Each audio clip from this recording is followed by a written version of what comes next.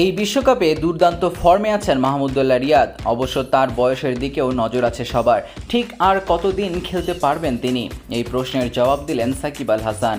এদিকে Pat Cummins বলছেন ইংল্যান্ডকে বিদায় করতে কোনো কারসাজি করবে না তারা। তবে কি ইংল্যান্ডের বিশাল জয়ই তার এই মন্তব্যের কারণ? জানতে হলে দেখতে থাকুন আমাদের ভিডিওটি। ম্যাচ সেরা হবার পর সাকিব আল হাসানের সংবাদ সম্মেলন। স্বাভাবিকভাবেই তার পারফরমেন্স এবং দলের বিষয়াশয় নিয়েই কথা উঠেছে।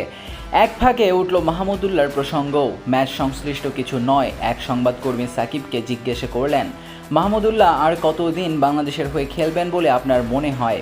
সাকিব গতকাল সম্ভবত যে প্রশ্নের উত্তর শুধু ততটুকুই দেওয়ার মুডে ছিলেন, বাড়তি কোনো কথা পারতপক্ষে বলেননি। মাহমুদুল্লাহকে নিয়ে এই প্রশ্নের জবাবেও একই পথে হেঁটেছেন তিনি। যতদিন উনি ফিট থাকবেন এবং দলের জন্য পারফর্ম করবেন, আমার বিশ্বাস মাহমুদুল্লাহ আরও অনেক দিন খেলবেন। তিনি দলের অন্যতম ফিট খেলোয়াড়, খুব ভালো ব্যাটিং করছেন, বোলিংয়েও অবদান রাখছেন।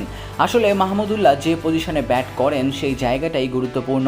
রান তাড়ায় হয় ম্যাচ শেষ করে আসতে হয়, কিংবা আগে ব্যাট করলে দলকে ভালো সংগ্রহ এনে দিতে হয়। কিন্তু কালে কালে মাহমুদুল্লাহর বয়স তো আর কম হলো না, আর এই কারণেই সাংবাদিকের এমন প্রশ্ন।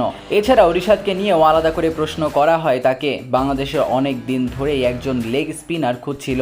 এই প্রসঙ্গ মনে করিয়ে দিয়ে সাকিবের কাছে জানতে চাওয়া হয়, একজন লেগ স্পিনার এবং ইম্প্যাক্ট খেলোয়াড় হিসেবে রিশাদের প্রতি কী বার্তা দেবেন? সাকিবের উত্তর, খুবই ভালো করছে। নতুন হিসেবে আমার মনে হয় সে যেভাবে নিজেকে যাত্রা চেনাচ্ছে সেটা খুবই ভালো। তবে আমি মনে করি এখানে সবারই অবদান আছে, বিশেষ করে পুরো বোলিং বিভাগেরই। গ্রুপ পর্বে সোমবার নেপালের বিপক্ষে নিজেকে শেষ ম্যাচ খেলবে বাংলাদেশ। সুপার 8-এ উঠতে এই ম্যাচটি জিততেই হবে বাংলাদেশকে। ম্যাচটি আবার বাংলাদেশের সময় অনুযায়ী ঈদের দিন অনুষ্ঠিত হবে। এদিকে অ্যান্টিগায় গতকাল বাংলাদেশ সময় রাত 11টায় শুরু ম্যাচে ওমানের বিপক্ষে 101 বল হাতে রেখে 8 উইকেটে বিশাল ব্যবধানে জিতেছে ইংল্যান্ড। এই ম্যাচে আগের হিসাবটা ছিল এমন, অস্ট্রেলিয়া তাদের শেষ ম্যাচে স্কটল্যান্ডের বিপক্ষে কম ব্যবধানে জিতলে গ্রুপ পর্ব থেকেই বাদ পড়তে হবে ইংল্যান্ডকে।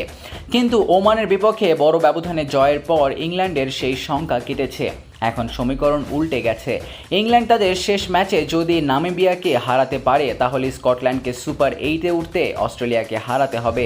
ইংল্যান্ড ওমান ম্যাচের আগে সেন্ট লুসিয়ায় সংবাদকর্মীদের কামিন্স বলেছেন, মাঠের খেলার জন্য নেমে সব সময় নিজের সেরাটাই দিতে হয়, তা না হলে সেটা সম্ভবত খেলার চেতনা বিরোধী।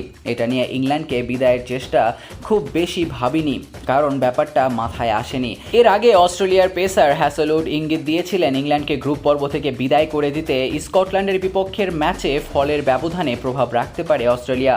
এরপর আলোচনায় আসে আইসিসি আচরণবিধির এক ধারা, যেখানে বলা আছে তৃতীয় একটি দলের ক্ষতিগ্রস্ত করার ভাবনায় উদ্দেশ্যমূলক ক্রিকেট খেললে নিষিদ্ধ হবে অধিনায়ক। এবার বিষয়টি আক্রমণাত্মক অবস্থায় বদলে রক্ষণাত্মক খেলা শুরু করছে অস্ট্রেলিয়া। কামিন্স বলেন, জসির সাথে কথা হলো, সেদিন সে মজা করেছে, ব্যাপারটা একটু অপ্রাসঙ্গিকও হয়েছে। আমরা স্কটল্যান্ডের বিপক্ষে জেতার চেষ্টাও করব, যারা এখন পর্যন্ত ভালো একটি টুর্নামেন্ট কাটাচ্ছে, এবং কাজটা কঠিনও হবে। দলের অংশ হিসেবে আপনি রান রেট নিয়ে মজা করতে পারেন, কিন্তু যদি বলেন তাতে আমাদের খেলার ধারা বদলাবো কিনা, সেটা অবশ্যই নয়। দলের অন্যদের মতো আমিও কখনোই জেতার লক্ষ্য এবং আক্রমণাত্মক মানসিকতা ছাড়া মাঠে নামিনি। রোববার গ্রোসাইলে স্কটল্যান্ডের মুখোমুখি হবে অস্ট্রেলিয়া। এ ম্যাচে কিছু খেলোয়াড়কে তারা বিশ্রাম দিতে পারে। এই ছিল আজকের স্পোর্টস আপডেটে। এমনই সব চমকপ্রদ খবর সবার আগে পেতে আমাদের চ্যানেলটি সাবস্ক্রাইব করে রাখুন।